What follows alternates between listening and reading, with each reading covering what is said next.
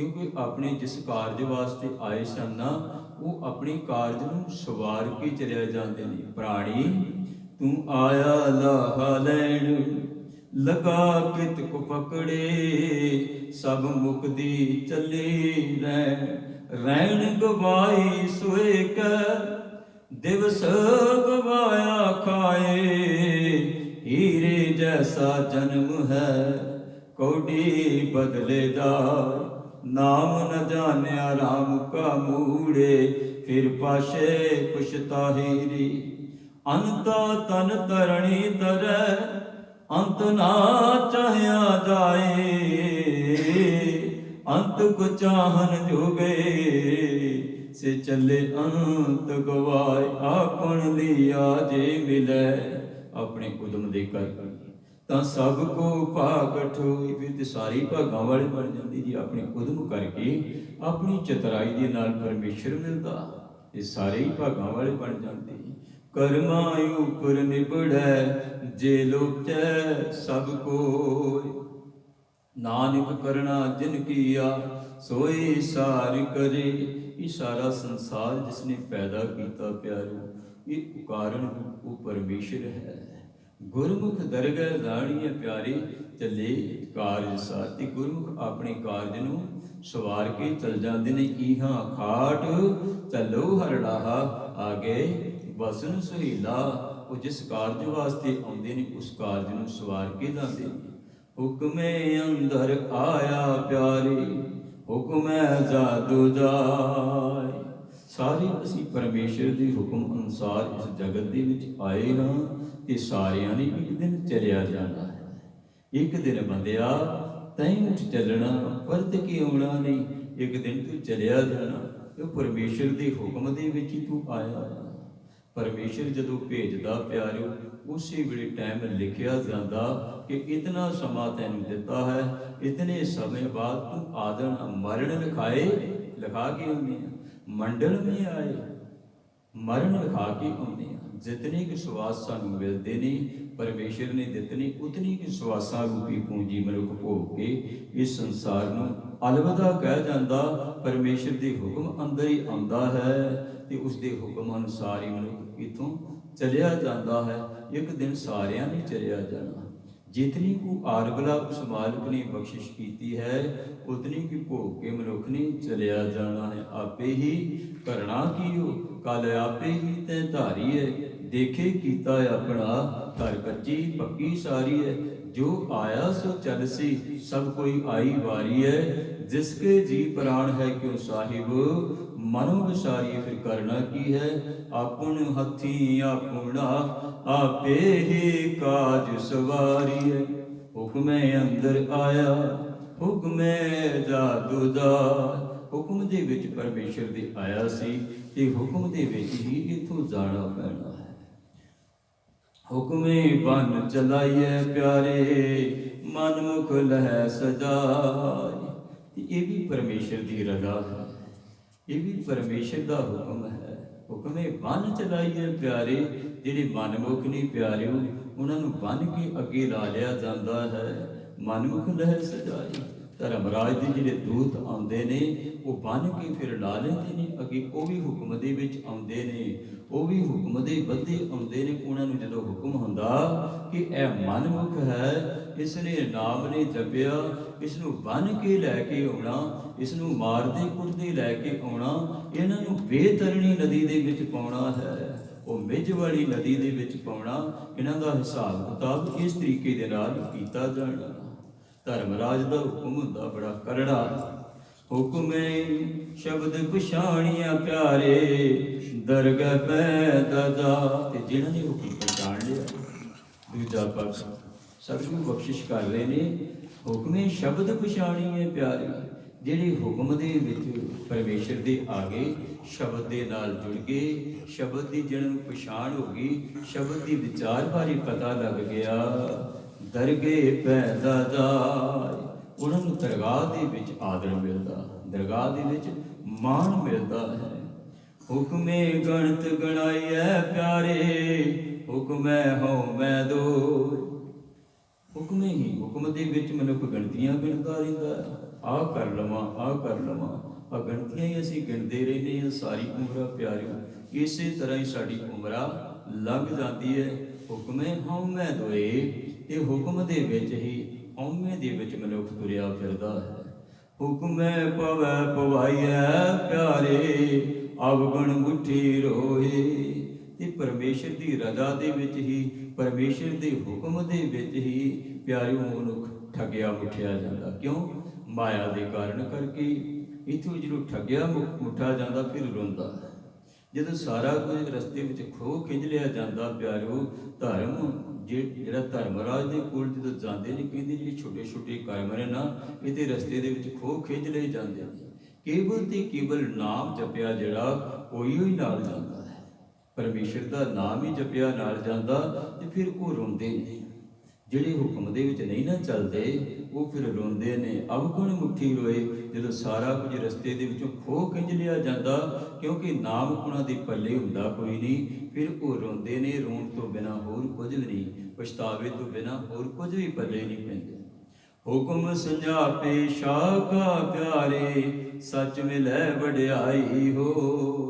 ਤੇ ਜਿਹਨਾਂ ਨੂੰ ਪਛਾਣ ਆ ਗਈ ਪਰਮੇਸ਼ਰ ਦੇ ਹੁਕਮ ਦੀ, ਹੁਕਮ ਸੰਜਾਪੇ ਤੋਂ ਭਾਵ ਹੈ ਪਛਾਣ ਆ ਗਈ, ਪਰਖ ਆ ਗਈ, ਸੱਚ ਮਿਲੈ ਵਡਿਆਈ ਹੋਈ। ਉਹ ਫਿਰ ਸੱਚ ਸਰੂਪ ਪਰਮੇਸ਼ਰ ਦੇ ਨਾਲ ਮਿਲ ਜਾਂਦੇ ਨੇ ਤੇ ਉਹਨਾਂ ਨੂੰ ਫਿਰ ਨਾਮ ਦੀ ਹੀ ਵਡਿਆਈ ਮਿਲਦੀ ਹੈ। ਦਰਗਾਹ ਦੇ ਵਿੱਚ ਉਹਨਾਂ ਨੂੰ ਵਡਿਆਈ ਮਿਲਦੀ ਹੈ। ਉੱਥੇ ਉਹਨਾਂ ਨੂੰ ਰੇ ਰੇ ਦਰਗੇ ਕਹੇ ਨਾ ਕੋ, ਆਓ ਬੈਠ। ਆਦਰ ਸਭ ਦੇ ਧਰਮਰਾਜ ਬੜੇ ਆਦਰ ਦੇ ਨਾਲ ਬਿਠਾਉਂਦਾ ਹੈ। ਉਹਨਾਂ ਨੂੰ ਰੇ ਰੇ ਨਹੀਂ ਆਖਿਆ ਜਾਂਦਾ, ਤੇ ਜਿਹੜੇ ਨਾਮ ਨਹੀਂ ਜਪਦੇ ਉਹਨਾਂ ਨੂੰ ਰੇ ਰੇ ਆਖਿਆ ਜਾਂਦਾ। ਕਹਿੰਦੇ ਫੜ ਲਓ ਇਹਨਾਂ ਨੂੰ, ਕਹਿੰਦੇ ਫੜ ਲਓ ਇਹਨਾਂ ਨੂੰ, ਮਾਰੋ ਇਹਨਾਂ ਨੂੰ, ਕੁੱਟੋ ਇਹਨਾਂ ਨੂੰ, ਸਜ਼ਾ ਦਿਓ। ਆਖਣ ਔਖਾ ਆਖੀਏ ਪਿਆਰੇ, ਕਿਉਂ ਸੁਣੀਏ ਸਚ ਨਾਉ। ਕਹਿੰਦੀ ਪਰਮੇਸ਼ਰ ਦਾ ਨਾਮ ਜਿਹੜਾ ਆਖਣਾ ਹੈ ਹੀ ਔਖਾ ਪਿਆਰੋ। ਅੰਮ੍ਰਿਤ ਵੇਲੇ ਉੱਠਣਾ ਹੀ ਬੜਾ ਔਖਾ। ਤੁਸੀਂ ਸਾਰੇ ਆਪਣੇ ਜੀਵਨ ਵਿੱਚ ਝਾਤੀ ਮਾਰ ਕੇ ਵੇਖੋ, ਜਦੋਂ ਅੰਮ੍ਰਿਤ ਵੇਲੇ ਸਵੇਰੇ ਉੱਠਣਾ ਹੁੰਦਾ ਤੇ ਇਵੇਂ ਲੱਗਦਾ ਕਿ ਉੱਠਣ ਨੂੰ ਚਿੱਤ ਨਹੀਂ ਕਰਦਾ। ਪਰਮੇਸ਼ਰ ਦੇ ਪਿਆਰੇ ਜਿਹੜੇ ਨੇ, ਪਰਮੇਸ਼ਰ ਦੇ ਪਿਆਰੇ, ਉਹ ਪਿਆਰੇ ਅਲਾਰਮ ਤੋਂ ਬਿਨਾਂ ਹੀ ਉੱਠ ਜਾਂਦੇ ਨੇ। ਤੇ ਜਿਨ੍ਹਾਂ ਦੇ ਭਾਗ ਮੰਦੇ ਹੁੰਦੇ ਨੇ, ਕਹਿੰਦੇ ਦਿੱਤੀ ਬਾਗ ਵੀ ਨਾ ਜਾਗਦੇ, ਭਾਗ ਜਿਨ੍ਹਾਂ ਦੇ ਮੰਦੇ। ਜਦੋਂ ਭਾਗ ਮਾੜੇ ਹੋਣ ਤੇ ਫਿਰ ਮਨੁੱਖ ਉੱਠ ਵੀ ਨਹੀਂ ਸਕਦਾ, ਨਿੰਦਰਾ ਦੇ ਵਿੱਚੋਂ ਉੱਠ ਨਹੀਂ ਸਕਦਾ।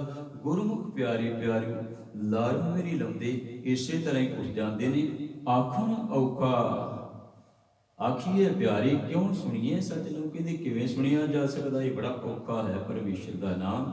ਧੰਨ ਗੁਰੂ ਨਾਨਕ ਪਾਤਸ਼ਾਹ ਆਪਣੇ ਪਾਵਨ ਬਚਨਾਂ ਦੇ ਵਿੱਚ ਕਹਿੰਦੇ ਨੇ ਨਾ, ਆਖਣ ਔਖਾ ਸਾਚਾ ਨਾ। ਪਰਮੇਸ਼ਰ ਦਾ ਨਾਮ ਹੈ ਹੀ ਬੜਾ ਔਖਾ ਕਹਿਣਾ। ਜਿਨੀ ਸੋ ਸਲਾਹਿਆ ਪਿਆਰੇ, ਉਹ ਤਿੰਨ ਬਲਹਾਰ ਜਾਓ।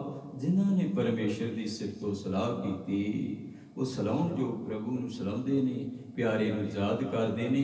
ਕਹਿੰਦੇ ਮੈਂ ਉਹਨਾਂ ਤੋਂ ਵਾਰਣੇ ਜਾਂਦਾ ਹਾਂ, ਬਲਹਾਰਨੇ ਜਾਂਦਾ। ਧੰਨ ਗੁਰੂ ਨਾਨਕ ਪਾਤਸ਼ਾਹ ਨਾਰਾਇਣ ਨੂੰ ਬਖਸ਼ਿਸ਼ ਕਰ ਰਹੇ ਨੇ। ਨਾਉ ਮਿਲੈ ਸੰਤੋਖੀਆ ਪਿਆਰੇ, ਨਦਰੀ ਮੇਲ ਮਿਲਾ। ਵਾਹਿਗੁਰੂ ਜੀ ਮੇਰੇ ਤੇ ਨਾਮ ਦੀ ਬਖਸ਼ਿਸ਼ ਕਰ ਦੇਵੋ, ਮੈਨੂੰ ਸਬਰ ਸੰਤੋਖ ਆ ਜਾਵੇ। ਜਿਹੜਾ ਨਾਮ ਦੇ ਨਾਲ ਜੁੜ ਜਾਂਦਾ ਪਿਆਰਿਓ, ਉਤਨੀ ਦੇਰ ਤੱਕ ਸਬਰ ਸੰਤੋਖ ਆਉਂਦਾ ਵੀ ਕੋਈ ਨਹੀਂ। ਨਾਮ ਦੀ ਦਾਤ ਬਾਰੇ ਤਾਂ ਹੀ ਸਤਿਗੁਰੂ ਕਹਿ ਰਹੇ ਨੇ, ਵਾਹਿਗੁਰੂ ਤੇਰਾ ਨਾਮ ਮਿਲ ਜਾਵੇ ਫਿਰ ਮੈਨੂੰ ਸਬਰ ਸੰਤੋਖ ਆ ਜਾਵੇਗਾ। ਮੈਨੂੰ ਨਾਮ ਬਖਸ਼ਿਸ਼ ਕਰੋ ਤਾਂ ਕਿ ਸਬਰ ਸੰਤੋਖ ਮੈਨੂੰ ਆ ਜਾਵੇ। ਕਾਇਆ ਕਾਗਦ ਜੇਥੀਆ ਪਿਆਰੀ, ਮਨ ਮਸਵਾੜੀ ਧਾਰ। ਕਹਿੰਦੇ ਇਹ ਜਿਹੜਾ ਸਾਡਾ ਸਰੀਰ ਹੈ ਇਹ ਕਾਗਜ਼ ਬਣ ਜਾਵੇ, ਮਨ ਮਸਵਾੜੀ ਧਾਰ। ਤੇ ਜਿਹੜਾ ਮਨ ਹੈ ਇਹ ਸਿਆਹੀ ਬਣ ਜਾਵੇ, ਮਨ ਸਿਆਹੀ ਦੀ ਦਵਾਤ ਬਣ ਜਾਵੇ। ਲਲਤਾ ਲੇਖਣ ਸੱਚ ਕੀ ਪਿਆਰੀ, ਹਰ ਗੁਣ ਲਿਖੋ ਵਿਚਾਰ। ਲਲਤਾ ਕਹਿੰਦੀ ਕਰਮ, ਕਹਿੰਦੀ ਇਹ ਸੱਚ ਰੂਪੀ ਕਰਮ ਬਣ ਜਾਵੇ। ਹਰ ਗੁਣ ਲਿਖੋ ਵਿਚਾਰ। ਤੇ ਕਹਿੰਦੇ ਪਰਮੇਸ਼ਰ ਦੇ ਗੁਣਾਂ ਨੂੰ ਵਿਚਾਰ ਵਿਚਾਰ ਕੇ ਲਿਖਿਆ ਜਾਵੇ। ਵਾਹਿਗੁਰੂ ਮੇਰੀ ਤੇ ਇਹ ਬਖਸ਼ਿਸ਼ ਕਰ ਦੇ, ਇਹ ਜਿਹੜੀ ਮੇਰੀ ਕਾਇਆ, ਇਹ ਜਿਹੜਾ ਮੇਰਾ ਸਰੀਰ ਇਹ ਕਾਗਜ਼ ਬਣ ਜਾਵੇ, ਮਨ ਜਿਹੜਾ ਸਿਆਹੀ ਬਣ ਜਾਵੇ, ਤੇ ਜਿਹੜੀ ਕਲਮ ਹੈ ਇਹ ਸੱਚ ਦੀ ਬਣ ਜਾਵੇ। ਤੇ ਮੈਂ ਤੇਰਾ ਨਾਮ ਵਿਚਾਰ ਵਿਚਾਰ ਕੇ ਲਿਖਦਾ ਰਹਾਂ। ਪ੍ਰਭੂ ਦੇ ਪਿਆਰੇ ਬੰਦਗੀ ਵਾਲੀਆਂ ਰੂਹਾਂ ਪਿਆਰੋ, ਅੱਜ ਤੇ ਪ੍ਰਿੰਟਰ ਚੀਜ਼ਾਂ ਆ ਗਈਆਂ ਨੇ ਸਾਰੀਆਂ। ਪਹਿਲਿਆਂ ਸਮਿਆਂ ਦੇ ਵਿੱਚ ਗੁਟਕੇ ਵੀ ਜਿਹੜੇ ਹੁੰਦੇ ਸਨ, ਹੱਥਾਂ ਦੇ ਨਾਲ ਲਿਖ ਲਿਖ ਕੇ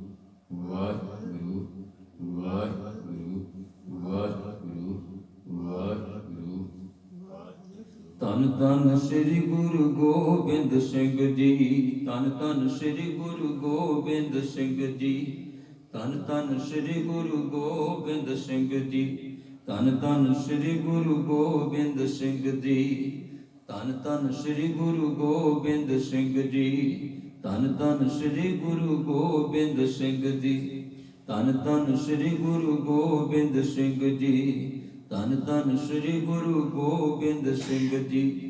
ਪਿਆਰੇ ਕੱਲੇ ਕੱਲੇ ਪਾਤਸ਼ਾਹੀਆਂ ਦੇ ਨਾਮ ਵੀ ਲੈਣੇ ਜਿਹੜੇ ਨੇ, ਪਹਿਲੇ ਨਾਨਕ ਤੋਂ ਲੈ ਕੇ 10ਵੇਂ ਨਾਨਕ ਤੱਕ, ਕਈ ਤਾਂ ਕੱਲੀ ਕੱਲੀ ਨਾਮ ਦਾ ਪਿਆਰੇ ਕਿਤਨਾ ਜਾਪ ਕਰਦੇ ਨੇ, ਕਿਤਨੀਆਂ ਮਾਲਾ ਸਤਿਗੁਰਾਂ ਦੇ ਨਾਮ ਦਾ ਹੀ ਉਚਾਰਨ ਕਰਦੇ ਨੇ।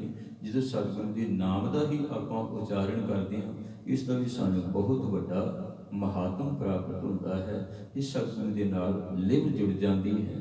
ਜਿਵੇਂ ਰਾਮ ਸਿੰਘ ਨੇ ਤੇ ਸਿਆਮ ਸਿੰਘ ਨੇ ਪ੍ਰਾਪਤੀ ਕੀਤੀ ਉਸ ਮਾਲਕ ਦੀ ਪਿਆਰਿਓ, ਇਸੇ ਤਰ੍ਹਾਂ ਅਸੀਂ ਵੀ ਉਸ ਮਾਲਕ ਦੀ ਪ੍ਰਾਪਤੀ ਕਰ ਸਕਦੇ ਹਾਂ। ਗੁਰੂ ਕਲਗੀਧਰ ਮਹਾਰਾਜ ਸਾਡੇ ਨਾਲ ਹੈ। ਦੁਕਾਲਨ ਪ੍ਰਣਾਸੀ ਦਿਆਲਨ ਸਰੂਪੀ ਸਦਾ ਅੰਗ ਸੰਗੀ, ਆਪੰਗੰ ਬਪੂਤੀ। ਲੋੜ ਹੈ ਸਾਨੂੰ ਯਾਦ ਕਰਨ ਦੀ, ਆਵਾਜ਼ ਮਾਰਨ ਦੀ, ਉਹ ਸਾਡੇ ਹਮੇਸ਼ਾ ਹੀ ਨਾਲ ਹੈ। ਧੰਨ ਗੁਰੂ ਨਾਨਕ ਪਾਤਸ਼ਾਹ ਜੀਆਂ ਦਾ ਪਾਵਨ ਪਵਿੱਤਰ ਉਪਦੇਸ਼ ਆਪ ਜੀਆਂ ਨੇ ਸਤਿਗੁਰੂ ਸੱਚਖੰਡ ਸ੍ਰੀ ਹਰਿਮੰਦਰ ਸਾਹਿਬ ਤੋਂ ਸਰਵਣ ਕੀਤਾ ਹੈ। ਸਤਿਗੁਰੂ ਦੀ ਬਖਸ਼ਿਸ਼ ਦੀ ਪਾਤਰ ਬਣੇ। ਸਤਿਗੁਰੂ ਸਭਨਾਂ ਦੇ ਘਰ ਪਰਿਵਾਰਾਂ ਵਿੱਚ ਸੁਖ ਸ਼ਾਂਤੀ ਚੜ੍ਹਦੀ ਕਲਾ ਬਖਸ਼ਿਸ਼ ਕਰੇ ਜੀ। ਹੋਈਆਂ ਭੁੱਲਾਂ ਦੀ ਖਿਮਾ ਬਖਸ਼ਿਸ਼ ਕਰਨਾ। ਗੱਜ ਗੱਜ ਕੇ ਬੁਲਾਈਏ ਫਤਿਹ। ਵਾਹਿਗੁਰੂ ਜੀ ਕਾ ਖਾਲਸਾ, ਵਾਹਿਗੁਰੂ ਜੀ ਕੀ ਫਤਿਹ।